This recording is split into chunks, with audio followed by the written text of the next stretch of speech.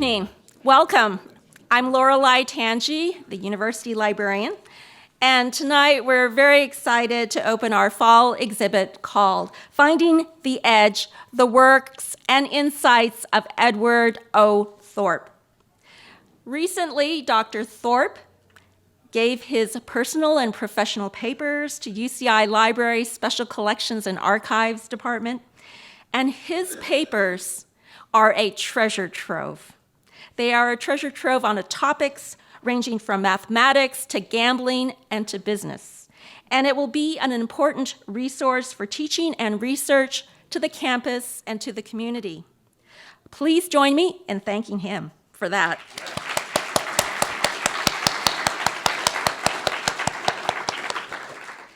Now, this exhibit includes selected writings and memorabilia that highlight Ed's life and career in 4 areas: as a UCI founding faculty member in mathematics, as an expert blackjack player, as a renowned hedge fund manager, and as a best-selling author. Next, what I'd like to do is acknowledge 3 of the exhibit curators. Our first curator is Rebecca Imamoto, and she has worked at UCI Libraries for 12 years, first as the research librarian for history, and currently as our head of collection strategies. 20 years ago, Becky spent 1 fateful year as a blackjack dealer.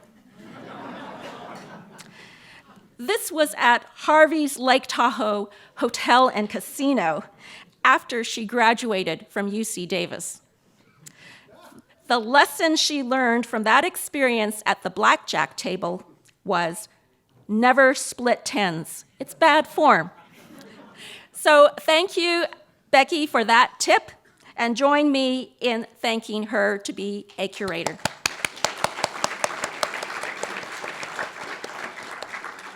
Now, our second curator is John Sisson, who has been at UCI Libraries for 29 years, serving as the research librarian for biological sciences. He has not served as a blackjack dealer, but he is a 3rd-generation Californian, and he received his bachelor's degree from UC San Diego, master's degree in biology from University of Maine, and a second master's degree in library and information science from University of Hawaii at Manoa. Please join me in thanking John.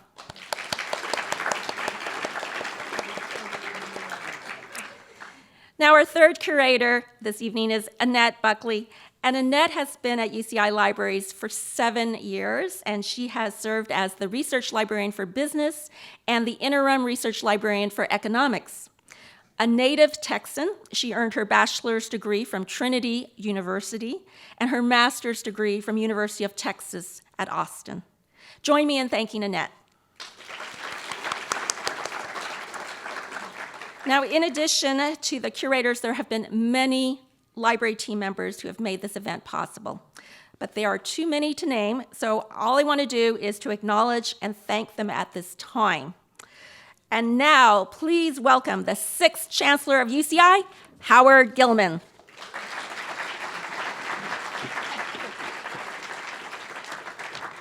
She's good because she does the short version of the introduction of the Chancellor, so thank you. By the way, she thanked a lot of amazing people associated with the libraries, but we have an extraordinary university librarian. Would you join me in thanking Lorelei for her great leadership? You do an amazing job. Thank you so much. And good evening, anyone. I could not be more thrilled than to join you in celebrating the opening of the library's exhibit on the life and works of Edward O. Thorp. The UCI libraries play a central role in our academic and cultural life as a dynamic learning environment, going beyond the traditional role of serving as a repository of knowledge. They actively participate in the sharing of knowledge with exhibits and special collections and other resources, support new tools for teaching and learning, and provide a haven for study and research. They are an absolutely integral part of our educational enterprise, as shown by the more than 9 million visits that their buildings and websites have each year. And of course, when the university was first created, what did we do first? You had to first build the library, and then you could build a university around the library. Edward Thorp recognized the importance of UCI libraries to our campus and the community, Ed, with your generous donation of your personal papers and professional records. And so now, for the first time, Ed's pioneering work in developing the modern applications of probability theory, the creation of the first wearable computer, and the use of effective hedge fund techniques in financial markets will be available for scholarly research by UCI faculty and students, as well as by visiting researchers and community members. The exhibit that opens tonight gives us an opportunity to view a sampling of Dr. Thorp's extraordinary contributions to UCI, to the financial services community, and not least to card counters everywhere. I'm sure you know he was a founding member of our faculty, joining our Department of Mathematics in 1965. In fact, he was, I would imagine, the most famous member of our founding faculty. When he came here, the book Beat the Dealer was already a national bestseller, still has a following. I think it's safe to say that he's the only UCI faculty member in the Blackjack Hall of Fame. And later, his book, Beat the Market, proved hugely influential as it launched modern quantitative finance. Here at UCI, Dr. Thorp was a professor of mathematics and later of mathematics and finance for close to 2 decades before striking out to put his research to work in the market with legendary results.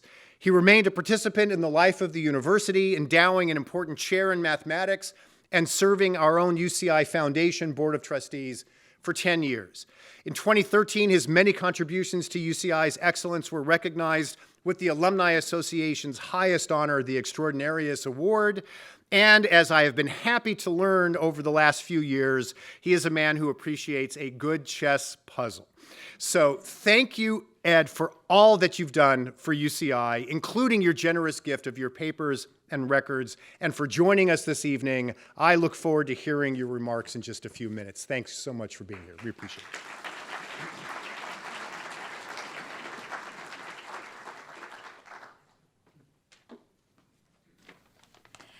Thank you so much, Chancellor Gillman. And now I would like to give a brief introduction to our esteemed speaker. And in the interest of time, I'd like to invite both Ed Thorp and Annette Buckley to come up to the stage and be seated while I'm giving this introduction.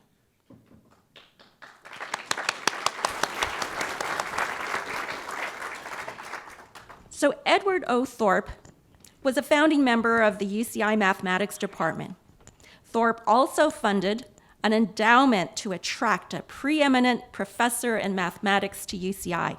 And that person happens to be in the audience right over there, Professor Emeritus Carl Rubin.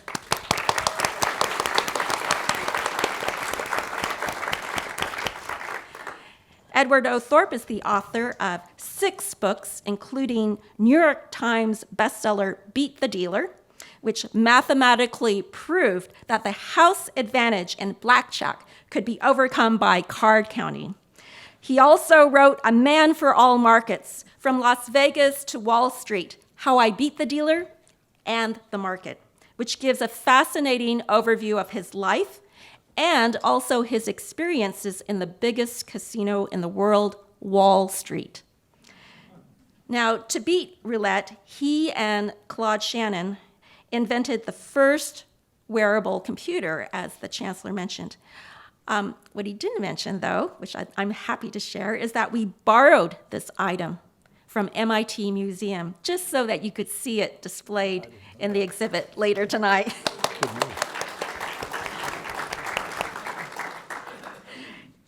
Ed also pioneered the use of quantitative investment techniques in the financial market and has been called the Godfather of Quants.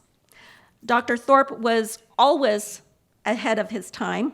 He was doing interdisciplinary research long before others, and so when you view the exhibit, what you'll see is that his research bridges mathematics, physics, business, economics, and even his philosophy of life shines through.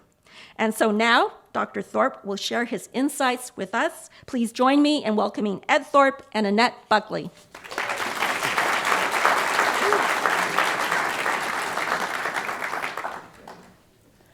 Welcome. Thank you for being here. Oh, thank you, Annette. Excellent.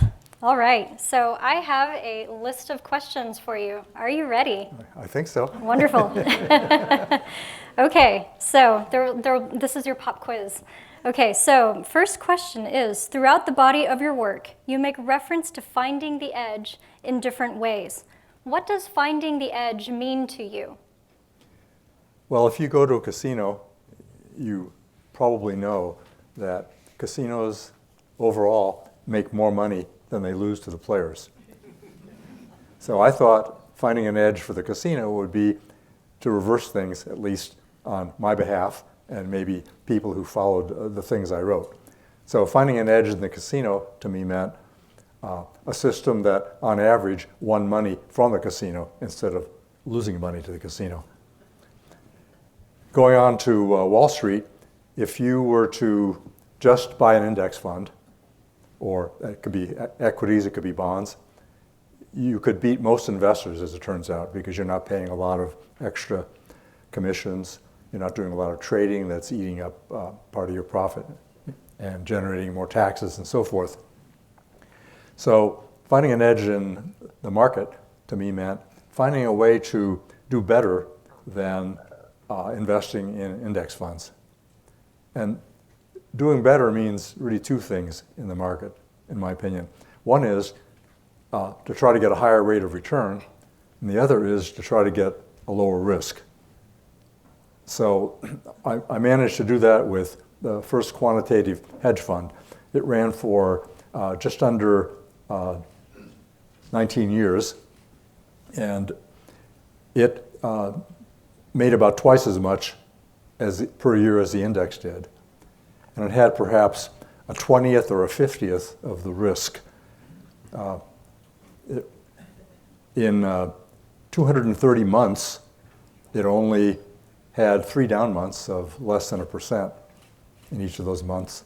I took a look today, thinking about this gathering tonight, to see how the index did during that time.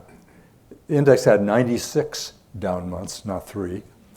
And its worst down month was 21% in a single month.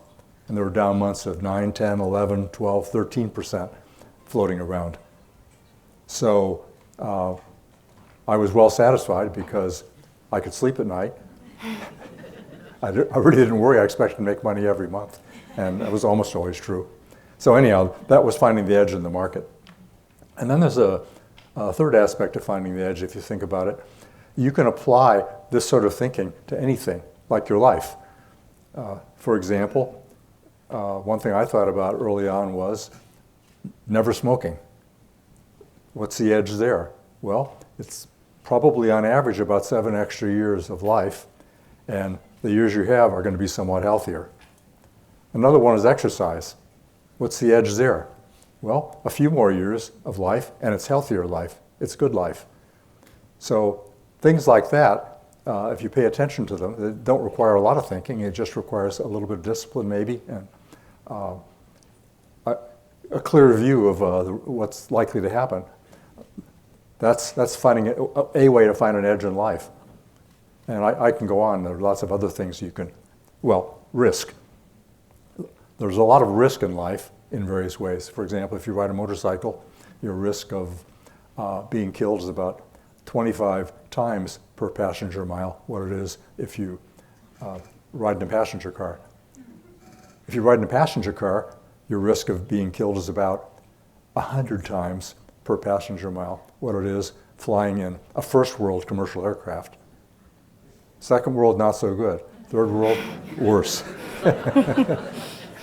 But little things like this, if you just pay attention to them, they all add up. They stack up in your favor, and they pay off. Fantastic. Thank you. All right, our next question is, you had a number of interests as a young student. What sparked your initial interest in science? Well, I think the thing that was the most dramatic event for me was when I was about 10 or so. My father gave me a gift for birthday or Christmas, I don't remember which. It was a little lead slug, and in the little lead slug was a little black shiny crystal like a piece of coal. And there was a little wire you could touch to the crystal, and then you could hook up earphones to it. And you hear voices coming from nowhere. There's magic. You could hear radio stations. And I thought, this is just absolutely astounding. These voices can just come out of the air into this little crude device that you can hold in the palm of your hand. And so I wanted to know how that worked. So you were a ham radio operator for how many years? I got my license when I was 13. Okay. And I let it expire when I was 18 because I was busy in college doing all kinds of things, couldn't keep up with it. Got it. Thank you. Okay, so you earned a master's degree in physics in 1955 from UCLA and started on a PhD in nuclear shell theory before switching to mathematics. What triggered that change? Well, I worked hard on my graduate work at UCLA in physics. So I got a master's degree after 2 years, and I had passed all the exams, and I'd written half of my PhD thesis. But I ran into a lot of quantum mechanical mathematical calculations that I didn't know how to do. So I said, I need to take more math courses. And at that time, UCLA didn't have much of a math requirement for its physics majors. So I had just a couple of junior courses, and there wasn't time. So I just jumped into the graduate program in math and tried to do the best I could. I remember being just totally dumbfounded for 2 weeks by a very simple idea in a graduate math course. And then when I finally got that, then everything seemed straightforward. And not easy, but straightforward. For mathematicians, the thing I couldn't get was the definition of the inverse of a function. It just didn't stick with me. But then when I got it, everything sort of cleared up. I can't say why exactly. So then I worked taking graduate math courses and trying to fill in the undergraduate stuff that I had missed as best I could. And I realized after a semester or so that I could get out in math sooner than I could get out in physics, so I just changed. Excellent, thank you. So our next question is, before your fateful stop in Las Vegas on your way to MIT, had you ever played blackjack before? I'd never been in a casino playing a casino gambling game before. I'd put a few nickels in slots a few years earlier, and that was the long and short of it. And the reason I went to the blackjack tables in Las Vegas was because one of the professors at UCLA, a guy named Robert Sorgenfrey, you probably knew him, Bernie. He told me that there was an article in a statistics journal which told you how to play almost even with the house. And I said, well, I don't know anything about gambling. It would be fun to play almost even for a little while. It wouldn't cost me very much, so I thought. And so I sat down at the nearest blackjack table when I got there and played for about 40 minutes. And I realized during the course of the play that the people who were playing didn't understand the game, and neither did the people who were running the game in that particular casino.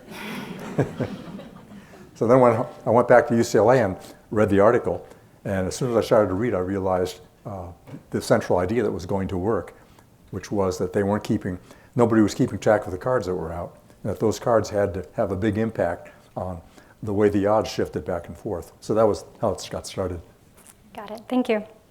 So our next question is, you came up with some very elaborate disguises after being banned from multiple casinos for card counting. Can you please describe some of your favorite costumes for us? Well, what did me in as a blackjack player was that my book, I wrote a book about this, and it got a lot of publicity. And so the casinos saw my picture in newspapers and magazines, and so it became very tough to play. And I didn't play a lot, and I mean, maybe a dozen times or so on blackjack trips. But when it became very hard to play, I thought I'd try disguises. And one of my favorite ones was I grew a beard and a lot of messy, raggedy hair. And I had contact lenses and also had sunglasses. And then I wore a ratty jeans and a Hawaiian shirt. And there was a couple who was in Las Vegas that were wanting to go along and see how I played on the trip. And they were friends of friends, so I went along with that. And I liked having people around in case the casinos turned nasty. At least I'd have some backup somewhere. So I played for 2 nights at one of the tables in Reno. And the first night that I played there was, I played for about 4 or 5 hours wearing this messy looking outfit. And the dealer was really interested in me because she saw all this money. And she explained that she would be off duty about 2 p.m. 2 a.m., sorry. So I didn't say a whole lot, I just kept playing. And then I kept winning all the time. And so pretty soon the people who worked in the casino came by with their employees one at a time, and they pointed me out so everybody would know who I was. And then about 1 a.m., they basically kicked me out. Dealer was very unhappy about this, but nothing could be done. So I left and went back and wanted to see how well my disguise worked. So I shaved off the beard, trimmed my hair a bit, wore contact lenses, not sunglasses, dressed up in a sports jacket and slacks, and my face was a little bit white where the beard had been, but that was the only giveaway. And I went back. I went to knock on the door of the couple for dinner, and they opened the door and they said, "Yes? What is it?" They did not recognize me at all, so I thought this is going to be good. So after dinner, I went to the same blackjack table and sat in the same seat with the same dealer. Didn't recognize me. Nobody did. I kept playing, I kept winning. And then they began to bring all the employees to my table again. And I thought, oh, have they seen through this already? No. What happened was the guy next to me was a player cheat. He was some sort of pest who would come in, and when he saw he had bad cards, he'd try to sneak some of his bet off. And when he had good cards, he'd try to sneak more chips on. So they brought everybody by and they scolded him, and they told everybody who he was, and there was a huge uproar. And I didn't talk because I didn't want my dealer to recognize my voice. I just talked in a very low voice when they came by and said, "Do you want cocktails?" And I said, "No, bring me milk." And I played again until about 1 or 2 a.m. and left. And no one knew it was the same person that was there the night before. So I thought, this worked very well. So it sounds like the costumes were effective then in allowing you to continue visiting the casinos? Yes, but I thought to myself, it's not worth it to go through all this stuff. I'm going to have to keep inventing new disguises and changing them out all the time. I don't want to spend my life doing this. So what do you think would happen if you went to a casino today?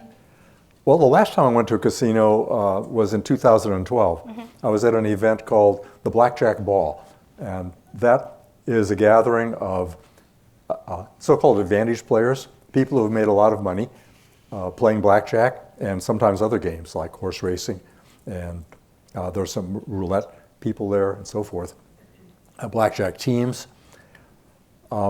So there's a movie called 21 that you probably saw about the MIT blackjack team. And about 15 years after I left MIT, this team formed up at MIT and ran for about 20 years. And so one of the lead guys in the team, a fellow named John Chang, who lives in Vegas and still makes lots of money every year, and his wife Lorelei was on the team too. We went to lunch together, along with a accounting expert friend of his. And he said, well, why don't we go have our picture taken over at the Aria at the blackjack tables? So we walked over there, and they said, no, you can't have your picture taken here. So he said, oh, well, why don't we play a few hands? So I said, well, I didn't bring a bankroll because I wasn't planning to play. So he reached into his pocket and brought out his $20,000 roll of hundreds. And he peeled off 5,000 by eye, and his friend peeled off 5,100. He missed it by a bill. And they bought in. They put 1,000 or so chips in front of me, $1,000 worth of chips. We played for about 20 minutes. And there was an older lady, 50s or 60s, from Eastern Europe, very nice, and John Chang was making some unusual plays as the way the cards fell. And so she explained to him that he wasn't a very good player. He was making a lot of mistakes, but if he should bone up on the game and he should read some books about blackjack. So he promised to do better and try to learn and so forth. And after about 20 minutes, we were basically bored with it, and so we got up and left, and we had about $4,000 in joint winnings. So that was the last time I played. Excellent. All right. So we'll change tack a little bit. You are a founding faculty professor of mathematics at UCI. What made you decide to join UCI? Well, there are really two reasons. One was my late wife wanted to be back in Southern California. We'd both grown up there, and we loved it. The second thing was that UCI was a new, innovative campus and had a lot of appeal because I thought there'd be a lot of interdisciplinary activity, which I was always part of in my academic life. So I liked that. And then when I came out and saw the campus, I liked it even more. It's a beautiful campus, for sure. Yeah. And the weather's nice. Yes. All right. So as a mathematics professor, what compelled you to research gambling? How did that research transition to a career in finance? Well, when I played in the casinos and then wrote a book that generated a lot of royalties, a book about blackjack, I finally had some money for the first time in my academic life. It was hand to mouth, zero balances in the bank at the end of every month before then. I said, well, I've got to do something with this money. So I may as well try to figure out how to invest it. And I spent 2 summers studying anything I could about finance. I'm a teach-yourself kind of person in large part because I had to be that way growing up in the Depression and World War II, parents working, swing shift and graveyard. I was basically on my own most of the time. So I taught myself some things about finance and got a lot of basic ideas under my belt. And then I came across an idea that just spoke to me. It had to be right. And that was the idea that's now known as option theory. So I started to work on that. And when I came out to the UC Irvine campus, the first day I was here, I was talking to a fellow named Julian Feldman, who was one of the I guess he was computer science founding guy. And he said, oh, we have a professor who does that. And it turned out to be a fellow named Sheen Kassouf, who was an economics professor in the School of Social Sciences. So we hit it off, and I said, let's write a book about this and learn everything we can while we're writing the book to make it better, and we'll invest meanwhile. So that's how I got started in investing. And then we went our separate business ways. I began investing for people around campus. One of them was the Chancellor's secretary. These were by popular demand. I wasn't finding them. They were finding me. Another was the Dean of the Graduate Division. And so there was this whole collection of people that were busy making 20, 25% a year in what were then warrant hedges, kind of the equivalent of option trading in those days. So that's how it got started. Then I had a flock of investors, and one of the investors introduced me to a man named Warren Buffett. And Warren Buffett would come out here in the summers, and he'd stay in Emerald Bay. And the man who introduced me, the Dean of the Graduate Division, one of my investors, was a Warren Buffett investor, and Warren Buffett was shutting down because prices were too high, and he was giving back investors their money. So the dean wanted to know where to put his money. And so he thought if Warren Buffett had an eye on me, he would be able to maybe give the dean a judgment as to whether this was a good place to put the money. So we hit it off. We played bridge, wives got to know each other, that sort of thing. And apparently Warren gave the okay because the dean pumped a lot of money into my hedge fund. Some of that money came back home to UCI when the dean and his wife died later.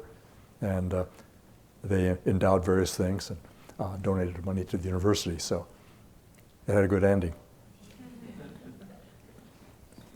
So speaking of giving, what made you decide to gift your collection to UCI? And what is your hope for how this collection will be used in research in the future? Well, when you work on something and you publish it or you talk about it, you see the result. You don't usually see all the stuff behind it, all the work that goes into it, the ideas, the inspirations, the false starts, the winnowing and pruning and so on and narrowing things down. And I have found in the cases where I've seen this done by other people, where I've seen their work before their polished stuff comes out, I have found that very instructive and insightful and helps me think about things often in fresh ways. So I thought maybe some of the things I did might be helpful to at least some people. It would give them the line of thinking maybe that I had. And I also have some unpublished research and some fairly extensive correspondence, some of them with very interesting people in these various areas, gambling, finance, and so forth. So my hope was that some people at least would enjoy this, the kind of people who want to really dig into backgrounds. The curators and I had a lot of fun digging through the boxes, Yeah. so I encourage it for people who are interested. Thank you again. All right, so last question for you. I'm sure a lot of people ask you for advice. What's the best piece of advice you ever received, and who did it come from? That's a tough question because I've heard so much good advice over the course of a lifetime, and all of you have had too. And my experience with giving good advice is most people don't take it. They have to learn it themselves somehow. They have to internalize it. And so I thought about what I might say to you, and I think one of the most important things is to learn to think for yourself on anything important. Do your own work. In investing, it's often called evidence-based investing, where you go out and collect the evidence wherever you find it, you vet it, and then you try to make a judgment. There are other kinds of investing, hearsay-based investing. That doesn't work out so well because everybody's had a go at the hearsay already. If there's any value there, it's already been traded away in the marketplace. But evidence-based investing, in my experience, works. And the same thing in other parts of life. If you try to use evidence to draw conclusions and make judgments and think through things rather than following what experts in quotes say, you'll, I think, make better decisions for the long run. There's a whole academic and practitioner effort in this direction to figure out how to make judgments and forecasts that are better. And one of the surprising things they found is that experts don't generally do well at all. They tend to be men or women with a hammer looking for a nail. And no matter what it is, it's a nail and they're going to pound it. They don't have a nuanced, varied way of looking at the world and life and of making judgments and assessing evidence. So anyhow, if you can think for yourself on anything important, that's my best piece of advice, I think. In preparing for this exhibit, when you and I had a meeting, you gave me several book titles of books that you recommend reading. And so for those of you in the audience who will be seeing the exhibit later on this evening, I encourage you to take a look at the flyers that we have, which I think we titled Think Like Thorp. So there are several books. One side lists all of your books, and then another side lists all of the books that you recommended for people out there if they want to learn how to think critically for themselves. So thank you for giving us that list. Thank you, and thank you for doing the exhibit. I actually haven't seen the exhibit. I'm looking forward to seeing what they've actually done. Excellent. All right. And with that, I'd like to open up the floor to questions.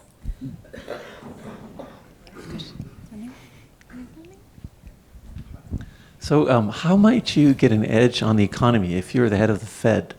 Would you... On the economy? Yeah, so if you're the head of the Fed, there's always this There's new monetary theory. There's lower the interest rates, raise the interest rates. I'm sure this area might have attracted your curiosity. Do you have any thoughts on that? Or? Actually, I just happened to be thinking about that in the last day or two. It's just purely coincidental. The reason I was thinking about it was I've been reading a book called Predict the Next President by a fellow named Alan Lichtman. How many people have read that book or heard about it? Anybody? A few, okay. All right, so the root idea of the book, which fits right in with your question, is he has 13 things he calls keys, and if those are in favor, if enough of them are in favor of the party that's trying to displace the incumbent party, then the incumbent party gets displaced, and if not enough of them are, then the incumbent party stays in power. And so he has keys like, is there a really, really major scandal? Or how is the economy done in the last year? I'll make an aside on that. The economy in the third year of a presidential term, with the stock market in the third year, does really well most of the time. I think the average return over the time span that I saw in an article was like up 17%. And this is one of those years. Why? Because the incumbent party wants to get reelected, and they can move the Fed in one direction or another, and they can do other things with monetary and fiscal policy. So they can, in part, spend their way toward a good market. So anyhow, this is just an example of a couple of these keys, of which there are some 13. So that got me to thinking, what about predicting the economy or the stock market?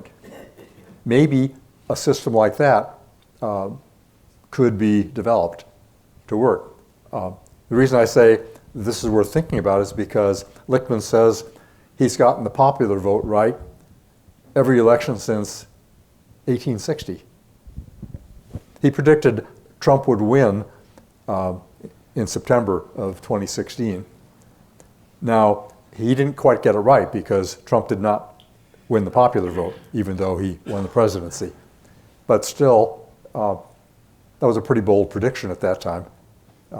I think the betting markets were giving Trump maybe 10 or 15% at best in September. So I think maybe a system imitating Lichtman's system for predicting the next president might be a useful thing to try. So we need to harness some master's or PhD students in economics or business. With casinos using 3 and 4 decks of cards, is it still possible to card count like you can with 1 deck of cards for blackjack? Well, at the blackjack ball, they had a question. And the question was, they play a bunch of games there, and one of them is 21 questions. And whoever does best on these questions, the top 5, end up in some sort of playoff for prizes and so on. In any case, the question was, in 1962, were there any multi-deck blackjack games in Nevada? And a lot of people got that wrong. The answer was there weren't any.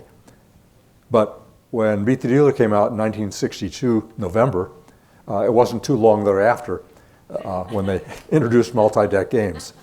And the casinos thought, gee, counting 1 deck's hard. Counting 2 or 4 or 6 or 8 has got to be impossible. But the counting systems are much more efficient. They give simple values to each of the 10 different values by blackjack rules of the cards. And so it really doesn't matter when you learn one of these counting systems how many decks there are.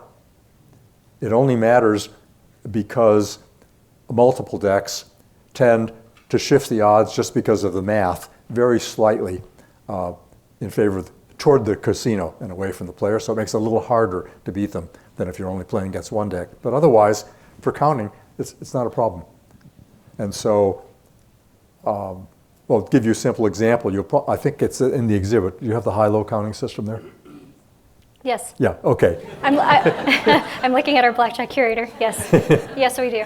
Okay, so that system counts, if you start with a count of 0, it counts little cards when they are removed from the deck as +1 each. So if the count is 0 when the whole deck is, or multiple decks are put into play, then if the first card used up is a 5, let's say, then the count goes from 0 to +1. It calls big cards, aces and 10s, -1 when they're seen. And 7, 8s, and 9s are in the middle. It doesn't, it just calls them 0.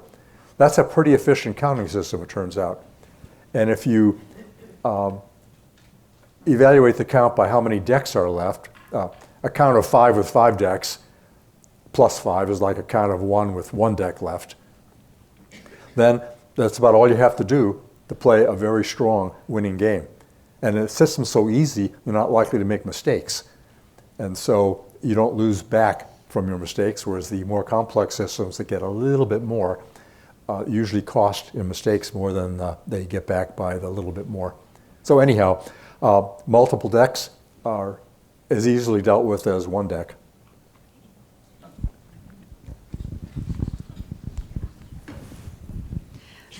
Dr. Thorp, thanks you so much for being one of the founding members of UCI, because people like you have built this institution into the great place it is today. It's kind of remarkable to look at the UCI rise, and it's been on the backs of people like you who made such a difference. So you raised the political issue, and I'm assuming that the Trump tax cuts benefited you and might eventually benefit UCI. But do you have a horse in this next race? I don't think I'm as smart as you are, and so I'd like to know if you think that we have someone worth backing.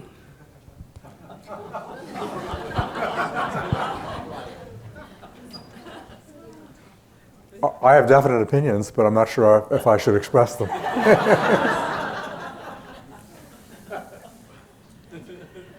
I do think we need to change course, though, and rather sharply.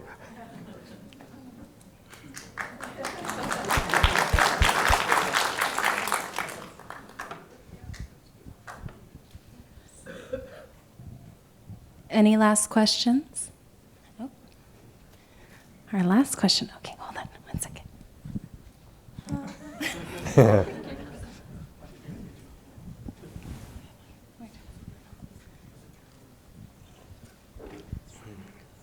Please forgive me. I have to ask this question since I'm given the opportunity. Since you're the master of risk and return, recently quantitative investors have not done as well as you have, but there are certain places like Renaissance that still have an edge. How do you believe that they maintain their edge? Well, the quant firms have techniques that have been honed over a long period of time, and they also have, in many cases, access to markets that other people don't have.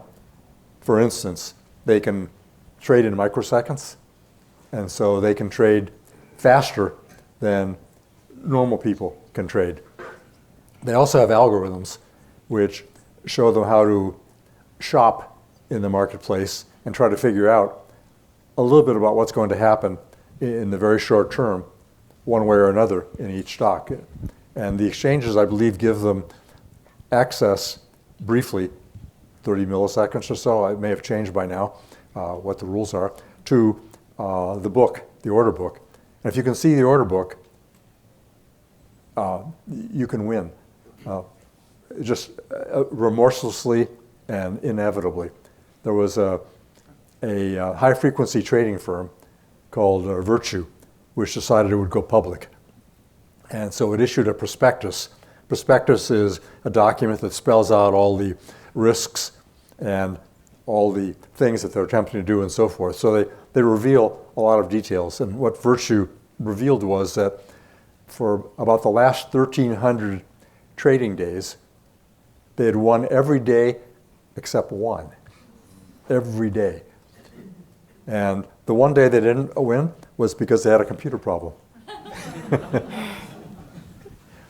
So certain players have inside access to the marketplace, and or lots of algorithms and experience, which gives them a substantial edge. Now, Jim Simons, who built Renaissance, arguably the most successful hedge fund ever, he spent about 20 years in the wilderness trying to figure out how to do all this with all kinds of false starts and mistakes and upsets and emotion and so on. And then finally, around 1988 or 1989, he got a guy named Elwyn Berlekamp, a good mathematician, since deceased, up at UC Berkeley, who I talked to on the phone at some length about all this a little later, who helped Renaissance really turn around and hit high profitability. Berlekamp and Simons didn't get along too well. So it may be an ego problem, I'm not sure, but in any case, Berlekamp asked Simons to buy him out, which he did for 6 times what Berlekamp put in, and then Berlekamp went back to math at UC Berkeley. And then Simons hired other people after that, code breakers, mathematicians, computer scientists, and so forth. And with this team of people trying various things, they got better and better and better. And there's a book out called The Man Who Solved the Market. It's coming out in a couple of weeks. Random House is having a party for it. Random House happens to be my publisher. They're having a party for it in New York, downtown. I'm not sure what day, 18th, 19th November, something like that. It's an interesting book because you see all the human pain and suffering and struggle and failures, as well as what turned out to be really glorious at the end. And by the way, one of the interesting things about this book is Simons has been a great contributor to mathematics and to education. But it all got canceled out because he had a fellow named Robert Mercer working for him as one of his number twos. Robert Mercer created something called Cambridge Analytica, and they did trial runs, I think, on Brexit and other things, and they were able to greatly influence the 2016 election, and they were on the side of the current president. So they are believed to have made a crucial difference. If they had not been in the game, the election would have gone the other way. So Simons is, I'd say, a liberal Democrat. Mercer is an extremely conservative Republican/libertarian. And so his impact on the world was greater, unfortunately, in my opinion, than Jim Simons. You never know how things are going to go. Well, thank you very much, Ed and Annette, for this fascinating conversation. Please join me in giving them a round of applause. Thank you, Annette.